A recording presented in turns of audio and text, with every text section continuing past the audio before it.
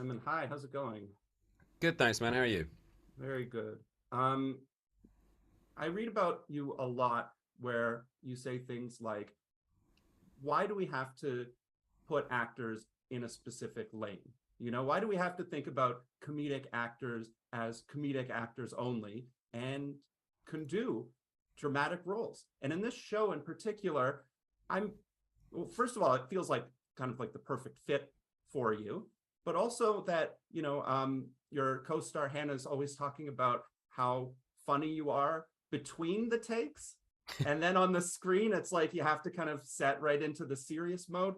But I'm curious in a role like this, like, do you find the funny in it? It's almost like there's like a hint of it in the show, but or do you try to play it completely straight?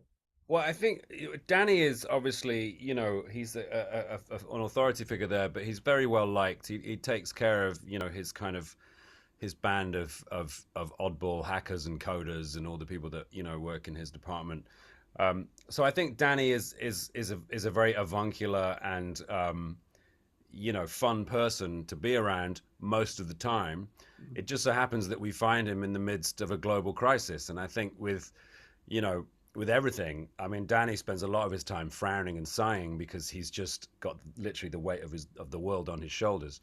Um, he's a human being, and human beings are by turns funny, annoying, sad, angry, whatever. And I felt like I wanted to play him like someone who, it isn't a miserabilist or a particularly serious person, but is in the midst of an incredibly serious situation. So at the beginning of it all, when they're they discover about the Jolly Roger and the fact that he's flashing the lights on in Putin's office, Danny kind of finds that funny because um, things haven't escalated to quite the level that they eventually do. But you see it at that moment, you see that he's playful, but at no point, during the crisis is there time to just sort of like crack a joke or laugh, unless it's a very black kind of, gloomy joke about the situation they're in. Mm. How do you get into the character? He feels very different than you. I think the maybe the hair color a little bit different. It just feels like it's definitely you in the show, Mm. but there is something a little bit not like you. How do you fall into the character? Well, I mean, that obviously comes down to the script, and I think Peter wrote such a brilliant script. He's such an accomplished writer, but one of the things that he does, which is really helpful for us as actors, is that he will give you a two-page history of your character's life. And I got a whole document about Danny and about how he grew up in foster care and that he was a keen rugby player and that all these he has a wife, he has two sons, all this stuff that you can just absorb and start to kind of feel. And whenever you go in to get into character, I'm not a method actor. I Mm. believe acting is pretending. That's what we do when we're children, when we're pretending to fly a spaceship or drive a train. It's just doing that on a larger scale. So it's not like I have to really kind of go and work in an office for 6 months before I do this job. There's enough in the script, there's enough information about the character, enough sort of metadata about him that enables me to kind of to click into him because I think he's just such a well-rounded, well-written character. Mm. When I'm watching your show, I'm thinking about how it was only, I think, a few weeks ago that there's only two internet providers in this country, and one of them went down completely, the one Right. I'm using, and I was completely out of internet the whole day. Yeah. You know, it was annoying, but I'm also thinking about, banks are running on the internet, and health. How is this going to affect people? It feels like there's so many elements of your show that are like, living history. It's Absolutely. pretty annoying. It draws attention to just how sort of tenuous our safety and security is now that we rely so much on the internet for our sort of infrastructure, and how vulnerable that target is and how devastating the effects could be if it was to be taken out. I mean, a full shutdown of the internet would cause catastrophic damage, physical damage to society. And it's a very real um, it's potentially a very real situation that we'll find ourselves in if something like this escalates. So it's good to have that in mind, I think, when you're I don't know, I think that archaeologists will discover a huge gap in human knowledge in this period because there'll be no physical records of anything that happened. Yeah, It's worth backing shit up, is what I'm saying. yeah. And also the political aspect too, that your show Yeah, manages to predict some things that actually happened. When you think about sort of the mess that's going on in your country right now, it yeah. must be very strange to be on a show that, in 2021 is sort of, it's not meant to be predictive, but then it's happening around you. Yeah, Peter predicted that Boris Johnson would get ousted, Mm-hmm. which he did while the show was on air, which was incredible. The one major geopolitical upset that occurred after we shot was the invasion of Ukraine. But Peter was able to kind of fold in aspects of that reality into the post production so that the show continued to feel relevant and current. It wasn't something we could particularly ignore if we wanted the show to feel like it was part of the timeline we're in.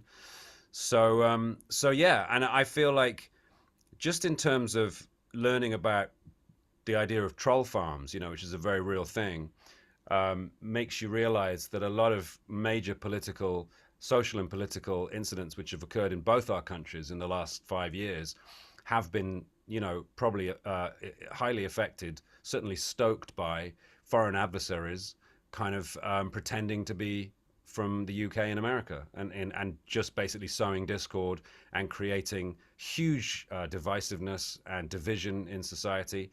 And that's where we are now. The discourse is kind of dead. There is no discourse anymore. There is left and right, and they will never agree, and they will never compromise.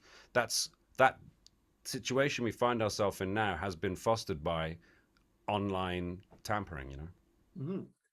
Have you had a response to the show? You were just unveiling it in the UK and doing promotion for Luck, which is a very very different movie.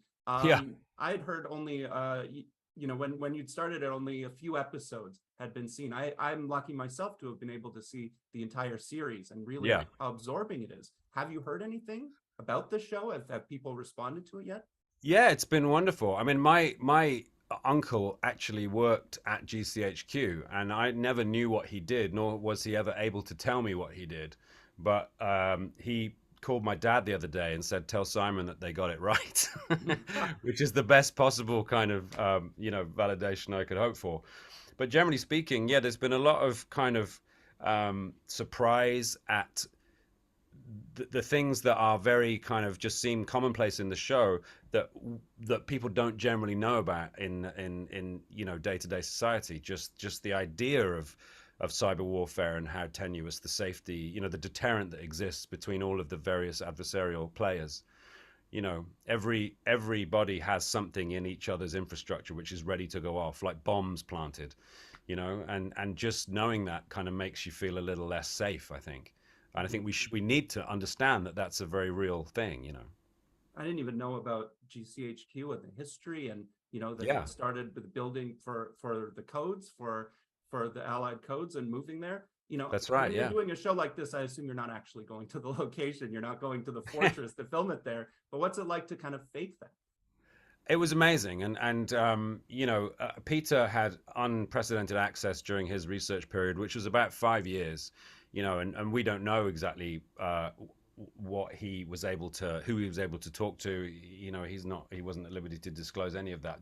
Needless to say, he is slavishly authentic and wanted it to be right and not be a sort of sensationalist idea of what the British sort of intelligence infrastructure is like.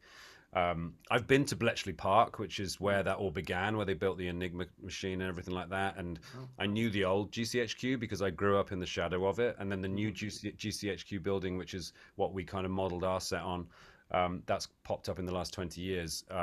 So for me, as a kid who grew up next to that building, being in this show felt like a kind of manifest destiny in a way.